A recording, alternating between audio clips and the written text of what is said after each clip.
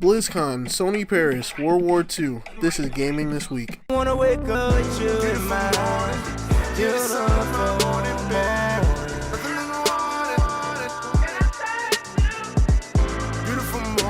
This week's big releases. Last week, 3 huge games were released on the same day. This week, just one big release. Call of Duty World War II released on Friday for Xbox, PS4, and PC.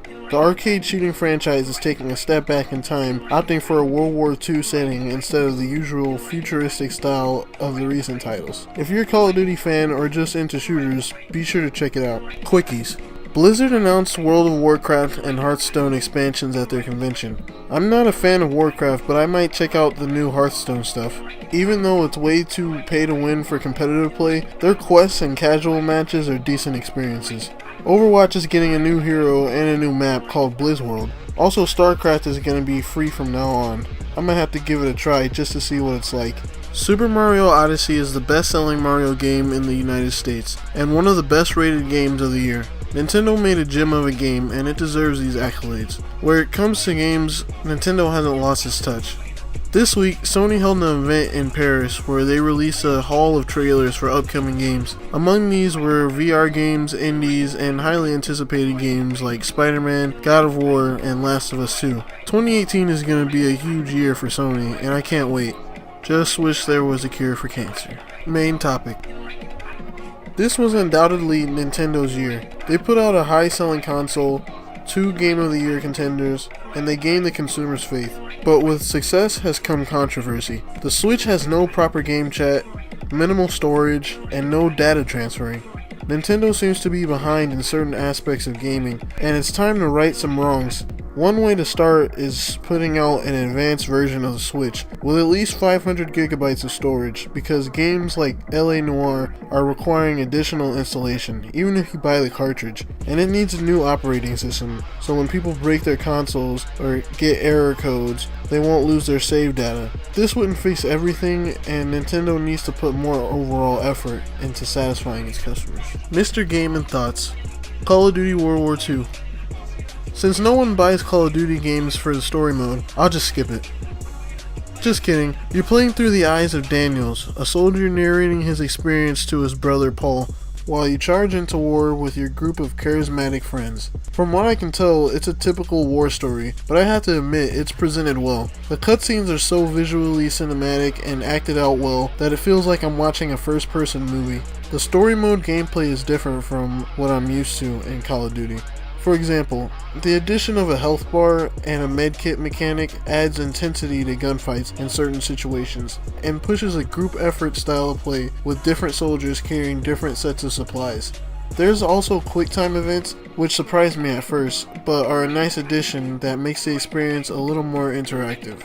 The multiplayer mixes new with old by introducing divisions to the class system that's supposed to add diversity to player customization by offering special skills to the different divisions. World War II has the usual TDM, search and destroy, and domination, but it also brings a new game mode to multiplayer, called War. In this game mode, you and your group fight to reach objectives in time matches that remind me of Overwatch, but a lot more gritty, and there aren't any crazy powers that could change the game dynamically. The last thing I tried was the prologue to the Nazi zombies. It looks like they went all out, bringing in a talented cast for voice work. Oh, and there's that chick that played Electra. Anyway, they go for the cinematic take, similar to the story mode, but it has a horror vibe. They changed the name of the currency you receive from killing zombies, but other than that, it plays the same as other Call of Duty zombie modes. Overall, I gotta say I like the game.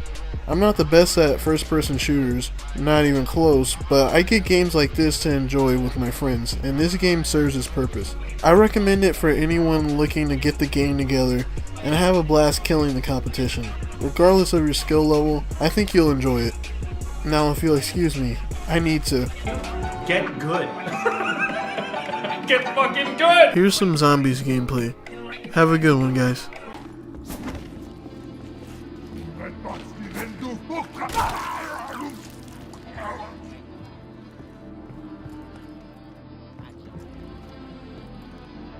The Nazis use this energy from the dead to unlock the arms cache.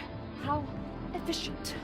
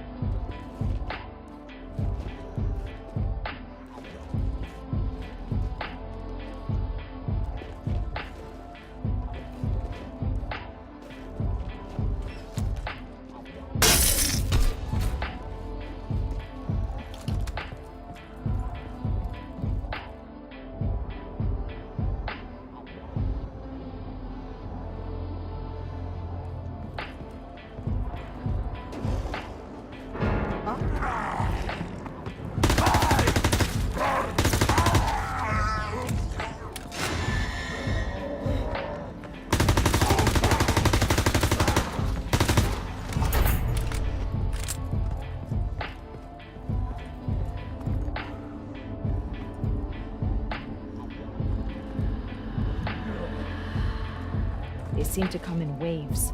More appear with every search.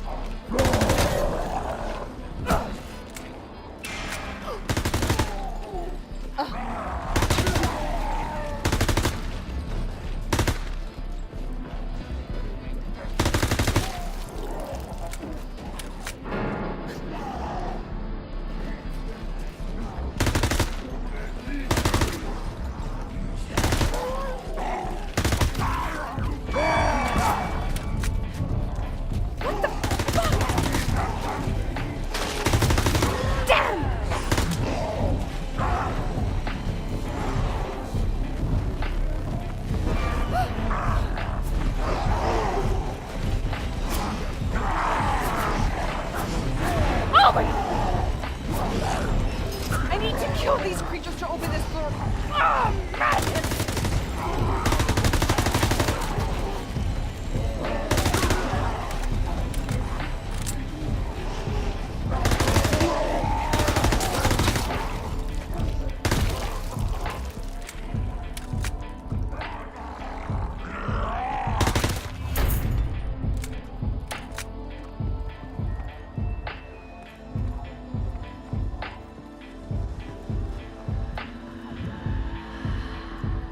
They're getting stronger.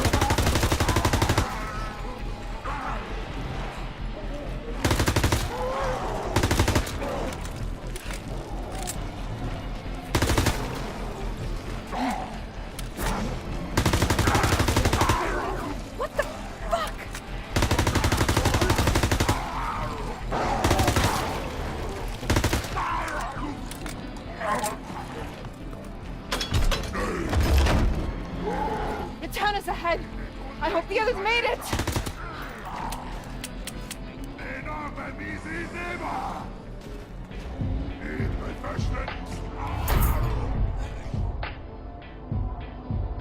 Maybe getting back to my regular life will humble me. I'll be back 2018 to give you the summary. More life.